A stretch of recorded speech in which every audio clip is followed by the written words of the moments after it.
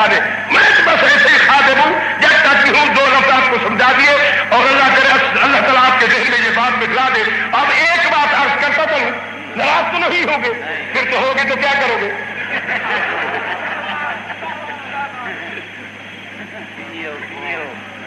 اللہ سبحان. کیونکہ آپ ہم تو فقیر لوگ ہیں بابو جی. ردو کو مت چھوڑو.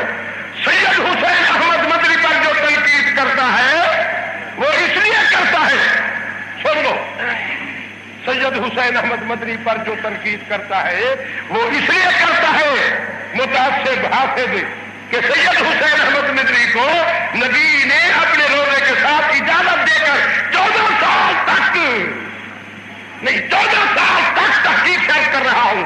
قال قال رسول اللہ پڑھانے کی اجازت فرمائی اور ان کو کانوں سے پکڑ کر اذان کے بعد حرم سے نکال کر ٹٹی خانے میں بٹھلایا.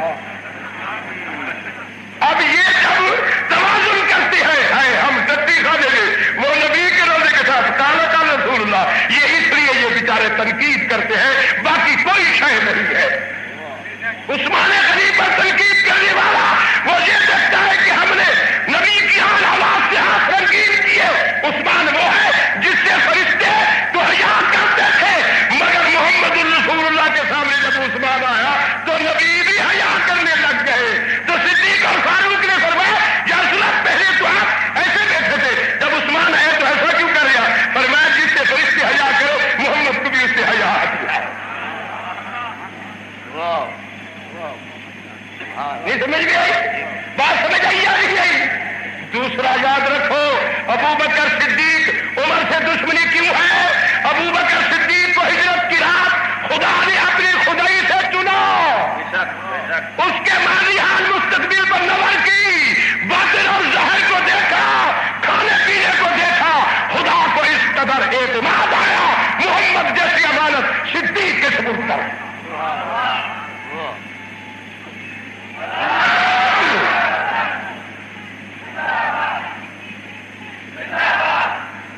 اور توجہ ہے, فاروق اعظم وہ ہے جس کے لیے نبی ہاتھ اٹھا کر دے. صرف ہاتھ نہیں اٹھے تھے نبی کے, آنکھوں سے آنسو بھی آئی, داڑھی بھر گئی. اللہم اعز الاسلام بعمر بن الخطاب بأبی جعل بن حشام. 4 دیواری کوٹھری میں بار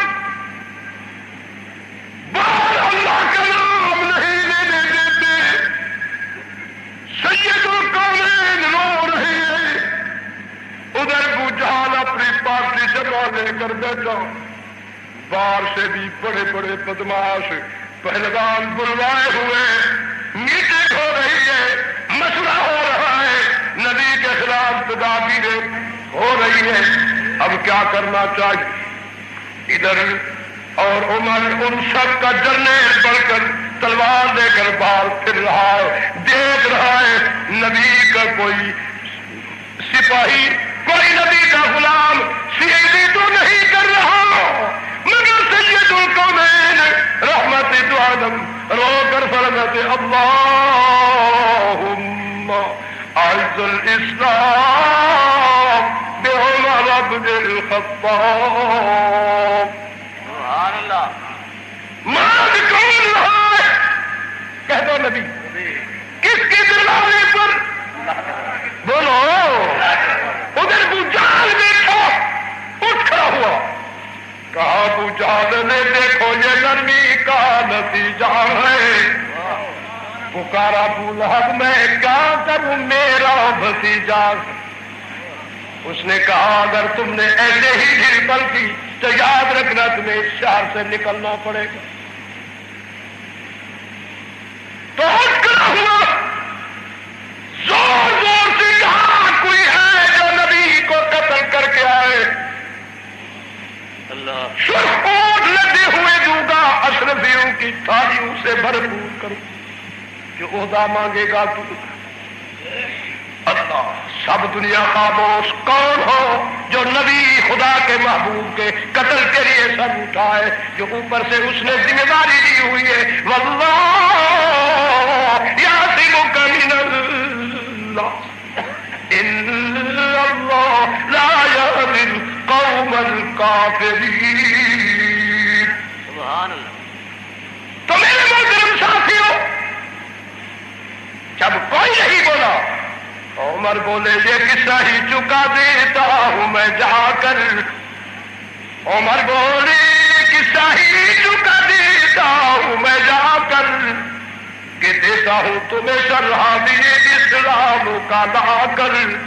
تالیاں بجی، نعرے بھی لگے، خوش آمدید بھی کہا گیا، مرحبا بھی کہا گیا۔ چلے اس زندگی بخشے جہاں کے قتل کرنے کو، شہنشاہ مکاؤ لا مکا کے قتل کرنے کو۔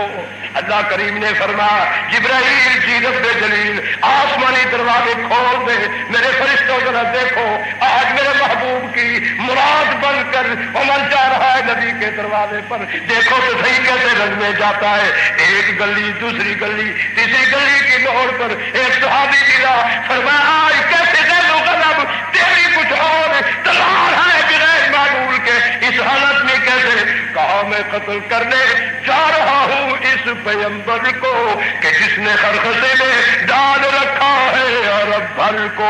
وہ بولے اپنے گھر کا حال بھی معلوم ہے تم کو کہ ہم سیرا مسلمان ہو چکی معلوم ہے تم کو۔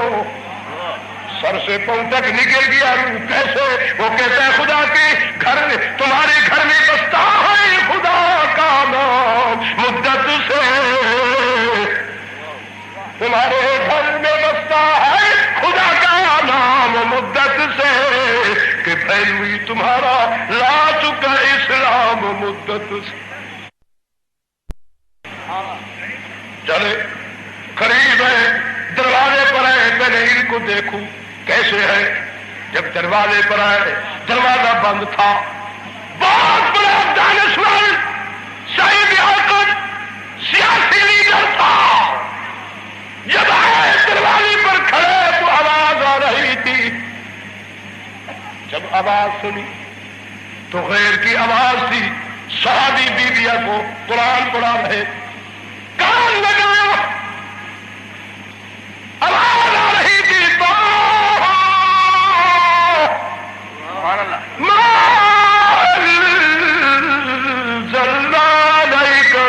القرآن لتشقى إلا تذكرة لمن يخشى تنزيلا ممن خلق الأرض والسماوات العلى الرحمن على العرش استوى له ما في السماوات وما في الأرض وما بينهما وما تحت الثرى۔ یہ کون سی کتاب کی آواز آئی؟ وَنُنَزِّلُ مِنَ الْقُرْآنِ مَا هُوَ شِفَاءٌ وَرَحْمَةٌ لِّلْمُؤْمِنِينَ۔ کہتے سبحان اللہ۔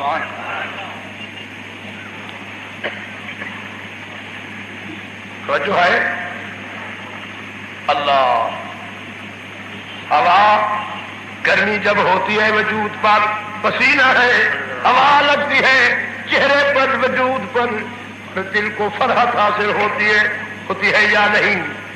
قرآن تو کانوں میں آواز آئی، قرآن کے رحمت کے زماد جب اندر گئے تو حضرت عمر کا دل تسکین فرحت میں آ گیا، آنکھ کھل گئی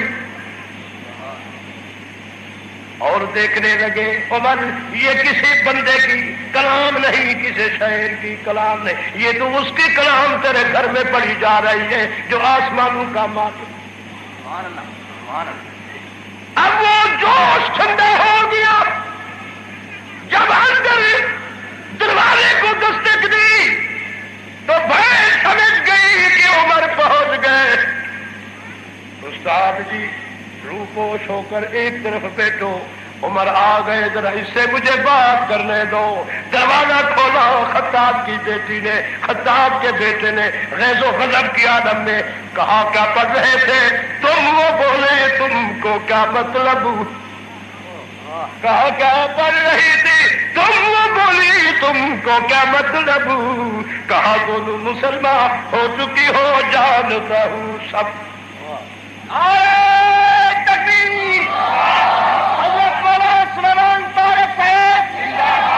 آخر دعوانا الحمدللہ رب العالمین۔ عقیدہ سے منحرف ہو جائے، قسم کھائے عدالت رسول اللہ، تو مولوی صاحب نے اتفاق کر دیا خدا کے لیے ہمیں بچاؤ، ہم قسم کھائیں۔ اب ایمان سے بتائیں، ایمان پیارا ہے یا جان؟ بولو۔ صحابہ کرام نے جان کو قربان کیا ایمان پر، مال کو قربان کیا، بیٹوں کو قربان کیا۔ 15ویں صدی کے مولویوں نے، تمہارے رہنماؤں نے، سربراہوں نے کہہ دیا جی ہم خدا کی نبی کی دربار میں قسمیں کھائیں گے، ہمارا جی چھوڑ، تو اس نے ضمانت کر دی۔ اب سیدھا چلے آئے، رمضان کی رات 29ویں رات ہے، اب یہ سیدھے چلے آئے نبی رسول اللہ کی عدالت میں۔ جب یہاں آئے تو انہوں نے سب سے پہلے سوال کر دیا کہ بھئی آپ لوگوں نے امام، ہم نے اتنی ٹیپ لے کر اس میں ریل رکھ کے ساتھی کے جیب میں رکھوا دی تاکہ اگر جھوٹ بولے پاکستان میں تو سند ہمارے پاس، ٹھیک ہے جانا۔ تو اب میں وہی الفاظ دہراتا ہوں۔ تو ان حضراتوں نے اس وقت کہا، انہوں نے سوال کیا کہ آپ نے امام الحرمین کو یہودی کہا؟ مولانا خورشید احمد صاحب زہر پیر والے فرمایا جی واللہ ہم نے امام الحرمین کو یہودی نہیں کہا۔ آگے والا لفظ خدا مجھے معاف کرے اگر میں زیادتی کروں، ہم مسلمان ہیں، امام الحرمین کو ہم مسلمان سمجھتے ہیں، ہم نمازیں پڑھتے ہیں، لوگوں کو ہم کہتے ہیں کہ ان کے پیچھے نمازیں پڑھو، یہی دلیل ہے جھوٹ کی۔ انہوں نے کہا، جو ترجمان تھا اس نے کہا کہ آپ کلمہ شہادت کا پڑھ سکتے کہ اشہد ان لا الہ الا اللہ و اشہد ان محمد عبدہ و رسولہ، ہم نے امام الحرمین کو یہودی کافر نہیں کہا۔ اب یہاں دھوندی بج رہی ہے کہ کافر ہے، یہودی ہے، اور رسول اللہ کی عدالت میں یہ قسم اور شہادت کا کلمہ پڑھ کر کہہ دیا۔ نمبر 1، جب انہوں نے سوال کیا کہ آپ نبی کو عالم الغیب سمجھتے ہیں، مختار کل سمجھتے ہیں، نظر غیر اللہ جائز سمجھتے ہیں، انہوں نے کہا جی واللہ